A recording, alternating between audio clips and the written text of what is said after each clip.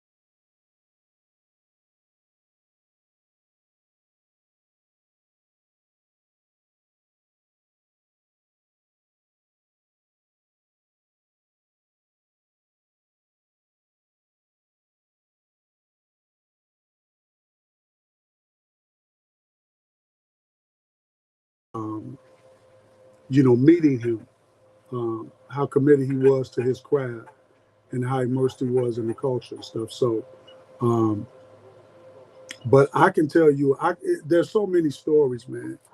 Uh, you know, some people would be mad if I told some of these stories because they're too funny. But that was just kind of the beginning of my journey with Mike and Armando, and meeting some of those guys. Ron and Ron Hardy and some of these other cats. Shout out to Farley as well, Tyree Cooper and those guys. They were really instrumental in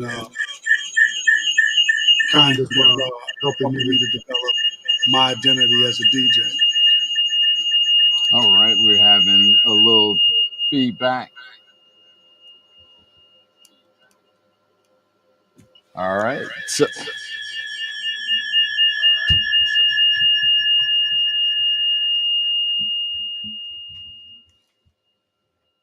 you should be good to go now. Okay.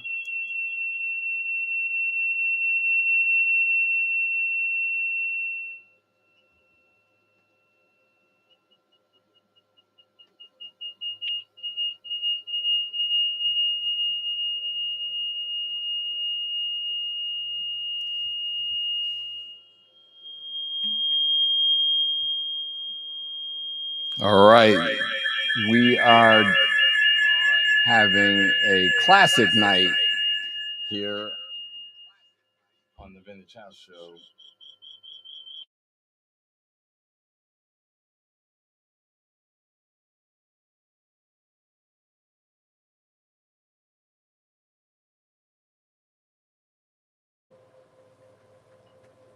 There you go.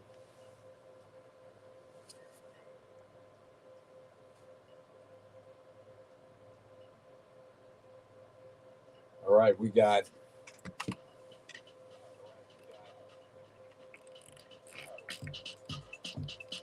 should be hearing 100% of Disson.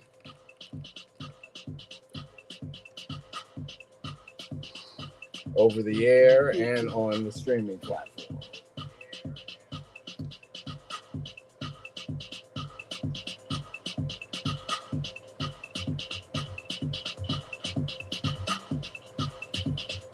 All right.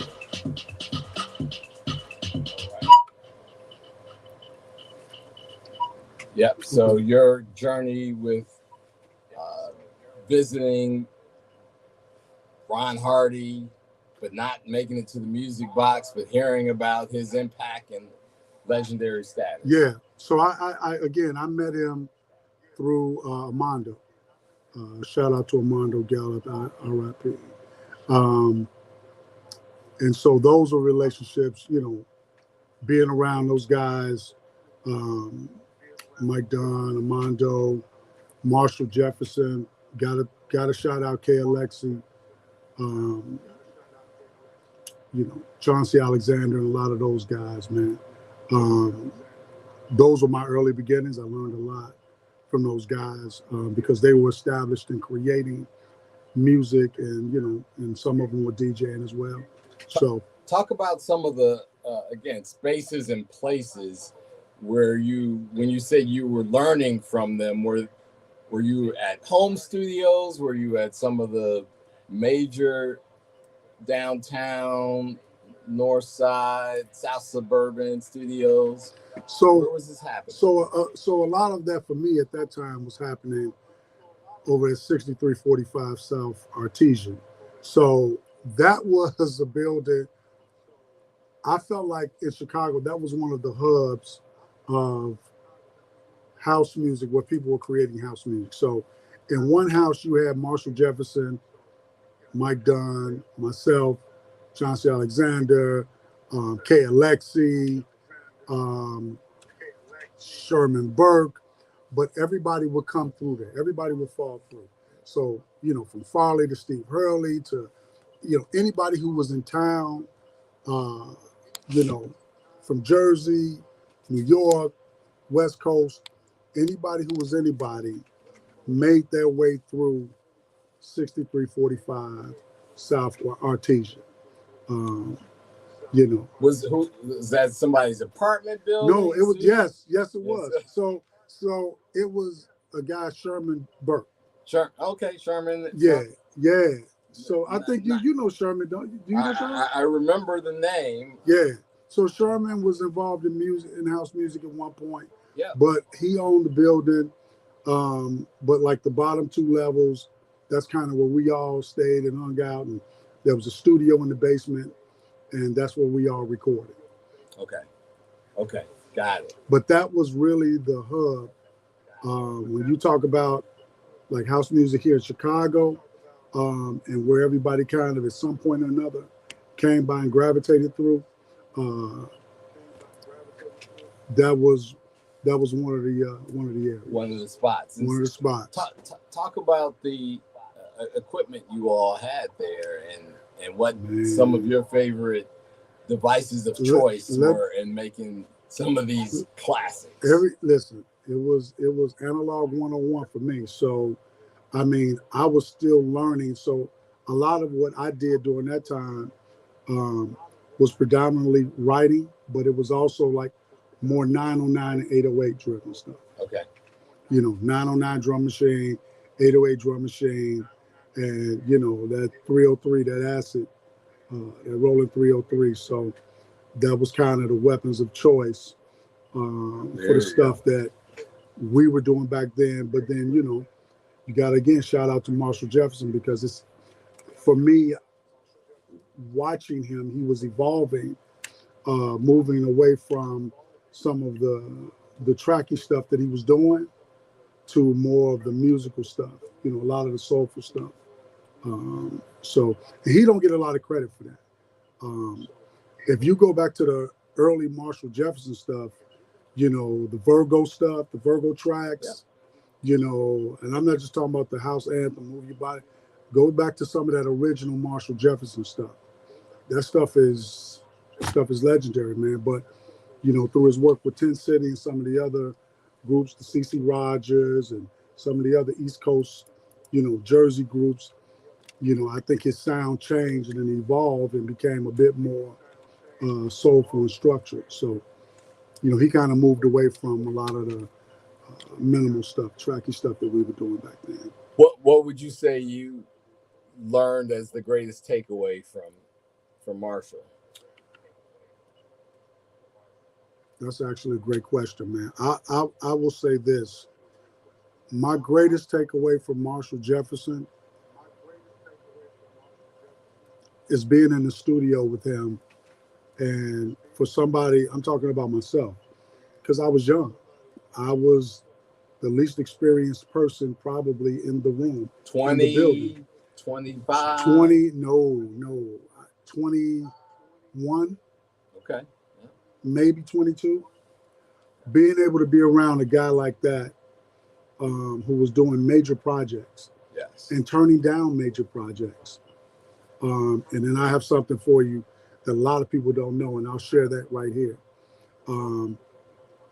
Being around that guy and being able to ask questions, and him being receptive to sharing that knowledge and that information. A lot of what I learned during those times are things that I still employ today as a producer.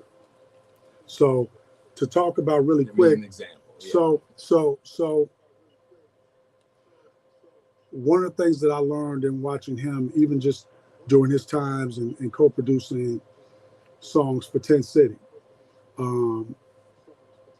was just to let vocals breathe. Yeah. Maybe outline that a little bit for people listening that may not understand what that entails. The simplest way that I can articulate that is just understanding that less is more sometimes. You don't need a lot of effects. You don't need, you know, in the R&B and hip hop universe, everybody wants to do the auto tune, and you know, and sometimes, man, the natural, you know, a natural voice is all you need. You know, you don't need a lot of effects. You don't need all of these different things to saturate, you know, the natural sound of a vocal. You know, sometimes less is truly more. Got it. Doesn't get any simpler than that. But here's something that a lot of people don't know. So this was during the time when Marshall was really doing a lot of major label projects. And so Duran Duran's representation, their manager or whatever, had contacted Marshall and they wanted him to do a dance or a house remix of one of their songs. Yes. And the song was called A Drug. It was called A Drug is a State of Mind. Okay. So Marshall had 3-4 different projects going on at the same time. He couldn't do it. So he's like, well, Mike, why don't you take a stab at, doing some mixes on this song? And so Mike was able to do remixes of this song. And I was able to lay down rap vocals on each. So for somebody who's 20, 21 years old, and Mike probably was 23, 24 years old, we're Duran Duran fans. Absolutely. Everybody MTV was bumping. It was bumping back there. So, yes. Reflex, Hungry Like the Wolf, all these different Duran Duran songs, we all knew them as black kids. But to be sitting in the studio like, I can't believe that we're doing this. And then one day to look back, and I think it was Andy Taylor from Duran Duran is like sitting in the cut and just kind of watching us work. And I'm just like, I can't believe that's dude from Duran Duran back there. Mike, do you see him? That's dude. Mike, like, I see him, G. I see him. Don't look back. Don't look back there. I'm like, all right, I ain't gonna look back. That's dude from Reflex. The dude who sang on that's Andy Taylor, man. West Simon LeBron. So just scenarios like that, were really instrumental in my development. Experiences like that. But just so many different events, man, that happened during those times, man. I'll take them with me wherever I go. Still do. Well, thank you for sharing those stories here on the Vintage House Show. I heard a lot about Marshall Jefferson's influence on your career. I heard the love that exists with Mike Dunn. I mean, that's brotherhood in the flesh. I think what you guys have. But you've carved out a pretty good niche yourself with those strong foundations in place. Yeah. Talk about why maybe as an artist there's not the recognition, the household name level recognition for Gershon Jackson when your touch is a Midas touch, my man. Well, thank you. I'll simply say this. I think that if you're in different parts of the world, certainly people are familiar with, the name Gershon Jackson, the different, I've had several records that have been from territory to territory, or from country to country, are considered classics. Absolutely. And I'm thankful.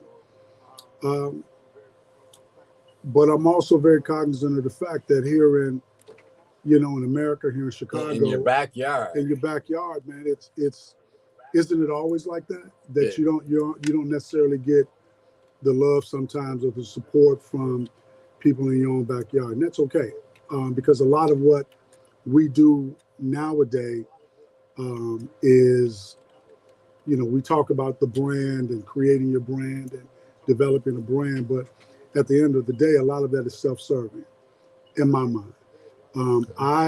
I'm very comfortable sitting in a space of anonymity.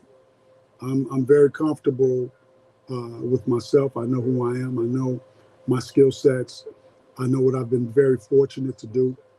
And so my focus is just on the music and just creating good music.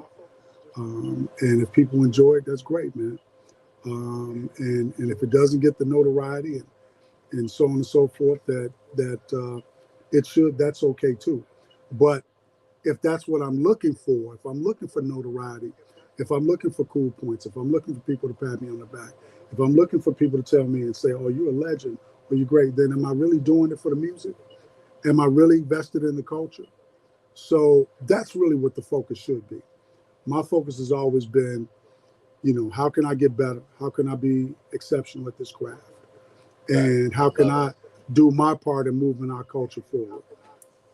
I really love and appreciate that. And what the reason that you're here is because I have mad respect for you. Particularly, it was the thing that I fanboyed on was the rap on it wasn't Duran Duran, but was it 10 City? 10 City, yes. It was Midnight. Midnight. Yeah, the Midnight. Every time, well, earlier on when I would see you, I would be like, man, that rap was, and it's not like a hip house kind of affair.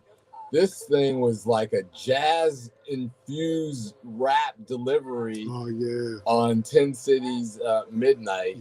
And I think that was the No House Big Enough album, I think. Yes, it was the No House Big Enough, because they were on Columbia, I think. And I was doing a little bit of PR for them around that time, and the listening party, I don't know if they hit midnight, but when I went home and listened to the whole album, I was like, this is a monster. I appreciate that, man. You know what? I shout out to 10 City, shout out to Byron Stingily, man. That's another cat. When people ask me about, my acumen as a businessman, yes, as a label owner and all these other different spaces, got to give, Byron Stingily his due. I was able to really grow being a part of their production company. Yeah, man. So always got to give respect where respect due. Shout out to Herb and Lil Byron as well, but certainly to our brother Byron. Byron is exceptional, man. He's exceptional. There's no doubt. And in fact, one of your last appearances here on the Vintage House Show, you kind of sitting back in the cut like you were describing Andy Taylor. Yeah. I'm like, is that Gershon Jackson? Yeah, man. It's funny. I do want to share the story because it's personal to me. This isn't just a guy that has, creative abilities in the studio on the keys with the pen, but he's a human being able to recognize a lot in people, right? And so we first met. I was a IT computer contractor, and you were I was a property manager. I think at that time I was like a regional property manager for HUD or for someone. I think it was an agency on the west side of Chicago. It was a not-for-profit, I believe. Yes. People's Reinvestment and Development effort. Yes. You have an excellent memory. Shout out to Tammy Gear, Western Illinois University, and just the beautiful spirit. So I remember, the short and dirty version of that, I remember we had some serious networking issues and challenges, connectivity issues. And so my superior, who was the executive director, was like, well, hey, can you call those guys from the Urban Technologies? You think we can get them out here? Company, yeah. And I said, I'll call them. I've been trying to call, and they haven't gotten back to me. So finally, you hit back. And I was like, hey, Mr. McFall, we got some challenges here, man. Is there any way you can come out? And you were like, well, man, I'll try. I probably won't be able to get out until sometime later in the day. I'm like, that's not going to work. It's not going to help us because we can't function. So you're like, I'll tell you what, try this, this, and this, and then shut everything down for about 10, 15 minutes, then power back on and see how that goes. And I'm going to try to get out there later. would call me back. And I did exactly what you said, and it worked. Yeah. I didn't expect you to come out. And I looked up about 20 minutes later, you walking through, but you just had a different energy about you. You looked worn. You looked worn down. Yeah. And so, it was just something in my spirit, like, man, let me see if, and I remember I was like, man, can I show you something? And we walked outside. I was like, hey, man, there's nothing to show you. Are you okay? I'm just not trying to get in your business, but you just don't seem yourself. You usually have a lot of energy, but you just seem like, you were going through some things, and whatever it is, man, it's going to work out, man. Just, hey, man, just let the Supreme do what he do, and it'll work out. And, and I just kind of left it at that, but fast forward, yeah. 20 plus years later, I appreciate you're it. blessed, you're healthy, your daughter's doing exceptionally well, your family's doing well, condolences on little sis. I appreciate but that as well. Yeah, man, but you I've always felt like you were one of the, and people use this term gatekeeper as this, it usually has a negative connotation. Oh, well, this person's a gatekeeper, but you're one of the gatekeepers of our community. And, in my mind, a gatekeeper is somebody who vets what's legitimate and what's not legitimate. And sets things right if things need to be set right. And so I think you do a really good job of that. Certainly, this show is definitely a staple in our culture. And so I'm just, keep doing what you're doing, man. And I hope that the show can be around for a long time.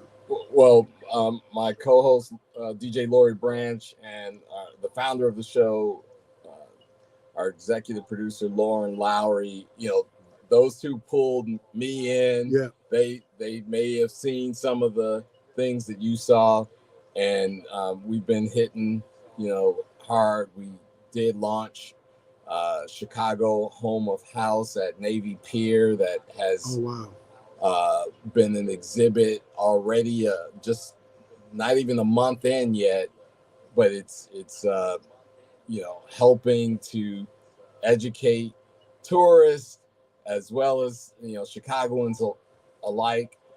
We've got work to do. We're not claiming that it is the perfect timeline of the history, and so for those who want to contribute to that history, it's chicagohomeofhouse.info, and you can go and submit additional storylines and milestones about that exhibit. Nice. And so I'm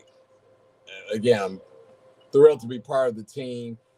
And the beauty of it is that I have these kind of connections. Gershon Jackson, we had a moment where his humanity, poured into my humanity, and for that I appreciate. Absolutely. Tenfold, my brother, tenfold. Absolutely. So in the closing minutes here, we also are acknowledging that at least 40 years ago were some of the first releases of house records that attached themselves to the culture, right? They were aligned with a culture that was already burgeoning around Chicago, and spreading really around the world, but it didn't necessarily have that name attached to it. There's a variety of stories about how the name came to be. Certainly the Warehouse nightclub, 206 South Jefferson, was a centerpiece of that story. But what do you remember from 40 years plus ago? Man, I'll tell you, I think that for me, one of the biggest things that I remember was the impact that it had on radio. Talk about that. I don't know that you can talk about the origins of house music and 40 years of house without talking about some of these guys. That you can't do that without talking about a Farley, or without a Steve Hurley, or you can't do it. And you can't. You got to talk about some of these guys that played at BMX, on BMX and on GCI, and how they use that platform to really create a subculture within our culture. And so, whether you were in the freestyle or not in the freestyle, or in the what we call deep house back then, which was more disco stuff, or not, or some of the newer stuff, you have to respect and appreciate the people who help to push it forward. I got a question to interject in there, because what we see and do now as the craft of DJing is certainly different from those radio pioneers. The hot mix. Can you talk a little bit about where did the hot mix go and why, in your opinion, in a short few minutes?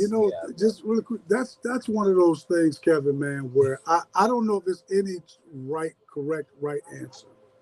But I think part of that, I think that just was a culture within house music here, especially, where DJs looked at that style of mixing like they didn't really look at it like it was really authentic to them or relative to them.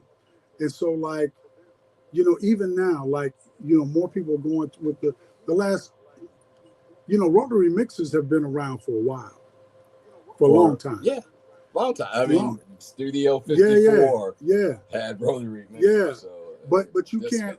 But with the style of hot mixing, you can't use a rotary. You can't do that. No. And so I just think that part of it is preference. I think that just like all things, times change. Preferences change.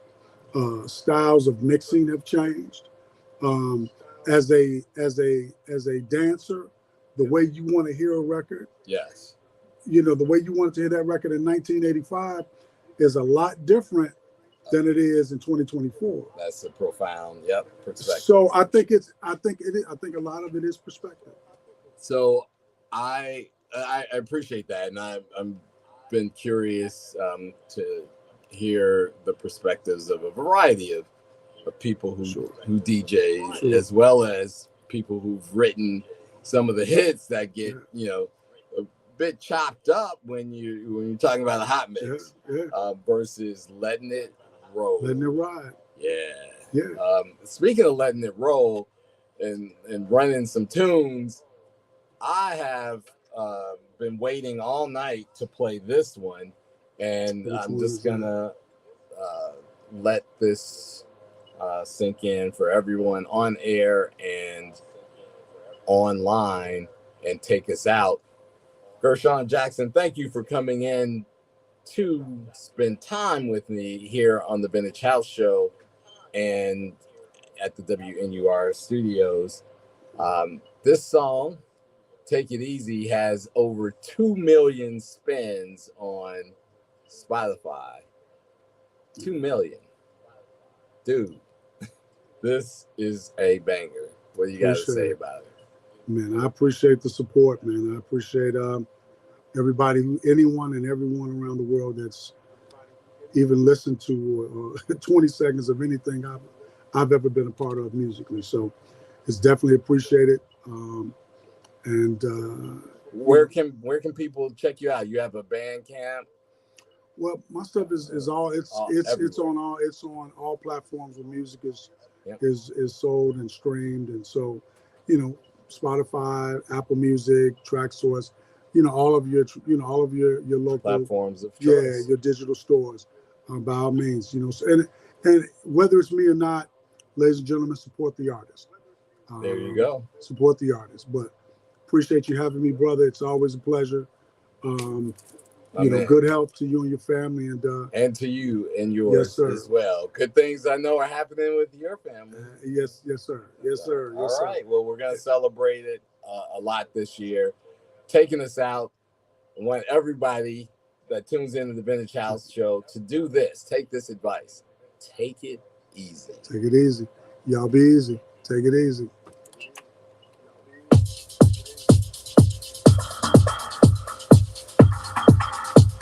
we got to get out of here because the 11 o'clock team is in.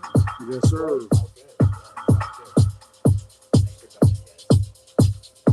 Yes, sir.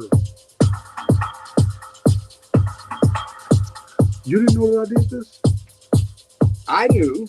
Oh, okay. I was like, yeah, really? But a lot of people, you know, they don't give you they don't attach it to you.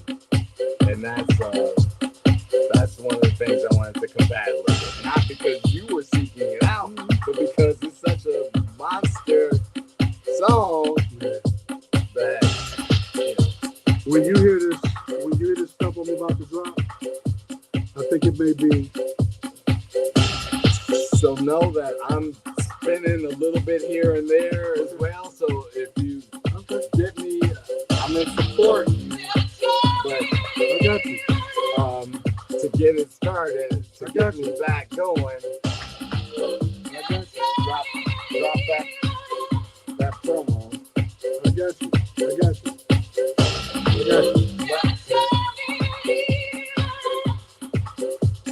Ooh, are we still live? We still streaming live?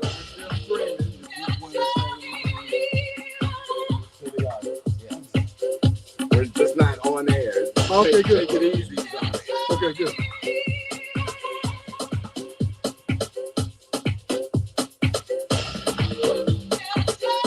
Let me know when you want me to bring it down and you go. Hey, I'm not going to let it play out.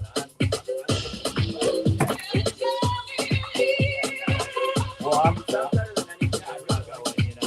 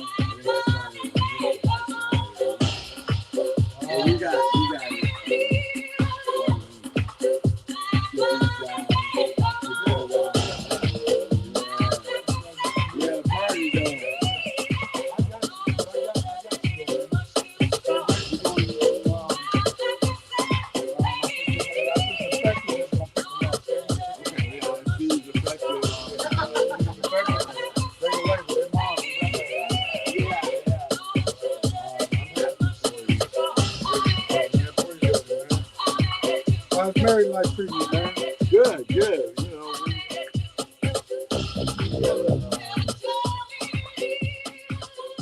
a star, you know, is born of the marriage,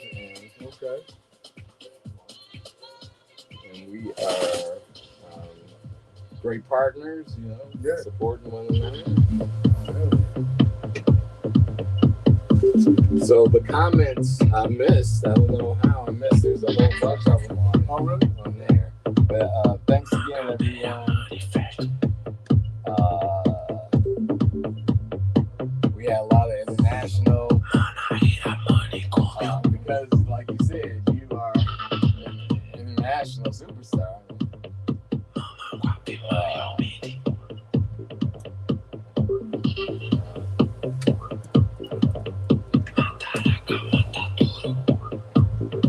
Yeah, something's going on with this PC where I thought we were.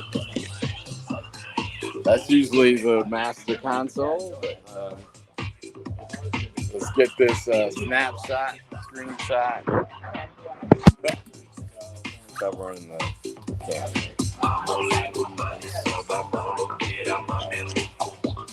There we go. Yeah.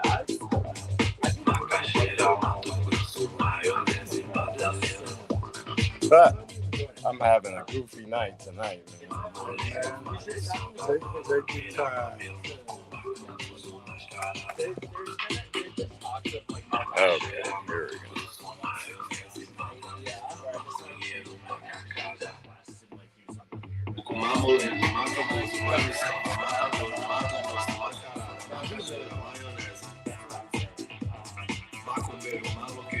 go. Okay, got this on. Now let's see if we get the two of us. Oh, really? Somebody was like, "Oh, this sounds great." And I was like, All right, got it. Thanks for tuning in, you all. Peace.